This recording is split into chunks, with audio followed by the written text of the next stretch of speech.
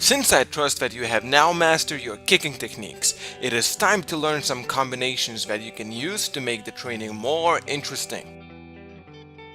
When you first come up with a combination, try to envision a situation where you would be able to apply it.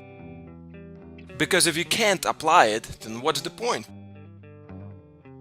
Our first combination will be a simple one, but lethal.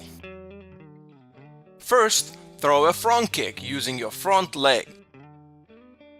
Next, after you put your leg down, immediately throw an outside-in axe kick with your rear leg.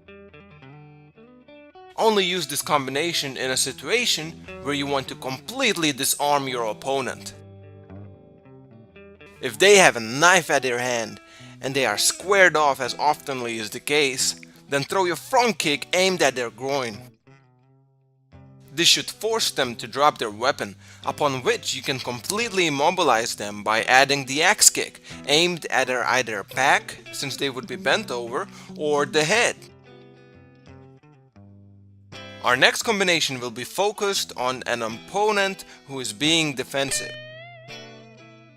Since it is one of the quickest techniques, first throw a roundhouse kick using your front leg. Regardless if you connect or not, immediately follow up with a rear leg roundhouse kick.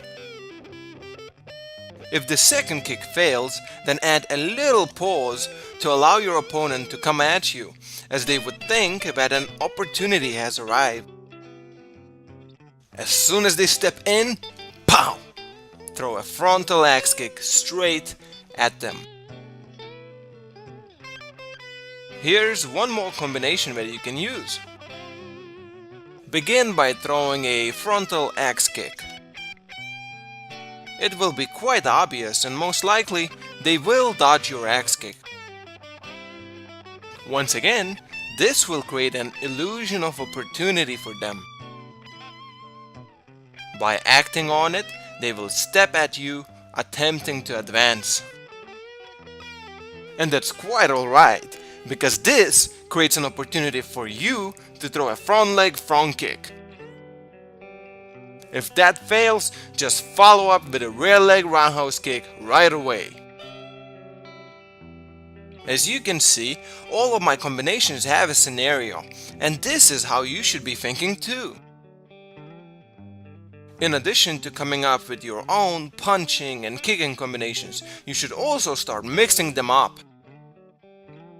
For example, throw a punch or another punch, then add a kick, and vice versa. Don't be afraid to experiment. That is what makes this so much more fun and eliminates the monotony. In our next lecture, I'm gonna show you two that I believe are the most useful self-defense techniques that you can apply in a street today.